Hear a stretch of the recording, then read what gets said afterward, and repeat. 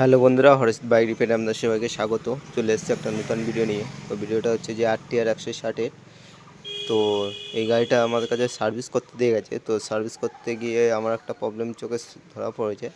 তো সেই প্রবলেমটা হচ্ছে যে এই গাড়ির যে এয়ার ফিল্টার আছে, তো সেটা আপনাদের একটু দেখাই।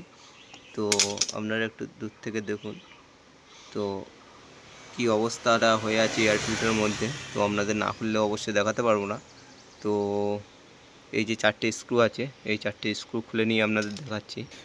তো এই যে আমরা 4টে স্ক্রু খুলে নিয়েছি, নিয়ে এবার আপনাদের এয়ার ফিল্টারটা দেখাই। তো এই হচ্ছে এয়ার ফিল্টারের কন্ডিশান, তো যার জন্য ভিডিওটা করা মূলত। তো এরকম অবস্থায় যদি কেউ এয়ার ফিল্টার গাড়িতে রেখে চালান, তো গাড়ি তেলও খাবে, গাড়ি ঠিকঠাক মাইলেজ দেবে না। প্লাস দেখুন কি অবস্থা হয়ে গেছে এয়ার ফিল্টারটা। তো যার গাড়ি উনি দেখেনও না, জানেনও না। তো সার্ভিস করতে গিয়ে আমাকে বলেও যায়নি যে ফুল সার্ভিস করতে হবে বা কিছু করতে হবে। তো সাইড কভার খুলে যখন আমি গাড়িটা সার্ভিস করি, তখন দেখি এই অবস্থা হয়ে আছে। তো কাস্টমার এখন নেই, যদিও বা আসলে তাকে সাজেশন দেবো এয়ার ফিল্টারটা চেঞ্জ করার, এবং অবশ্যই চেঞ্জ করতেই হবে, না করলে তো হবে না। কারণ এর যে কন্ডিশানটা সেটা দেখুন এয়ার ফিল্টারের। তো এই জন্যই আপনাদের ভিডিওটা দেখানো। তো আপনাদের গাড়িতে যাদের এরকম সমস্যা আছে, অবশ্যই সমস্যা বলতে যাদের তেল বেশি খাচ্ছে বা কোনো প্রবলেম হচ্ছে, তো অবশ্যই এয়ার ফিল্টারটা আপনারা চেক করে নেবেন কেমন আছে কি না আছে। তো এয়ার ফিল্টারটা গাড়ির একটা বিশেষ গুরুত্বপূর্ণ অংশ।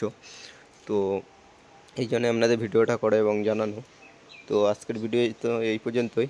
দেখা হবে আরও নতুন ভিডিও নিয়ে। ততক্ষণের জন্য সবাই ভালো থাকবেন।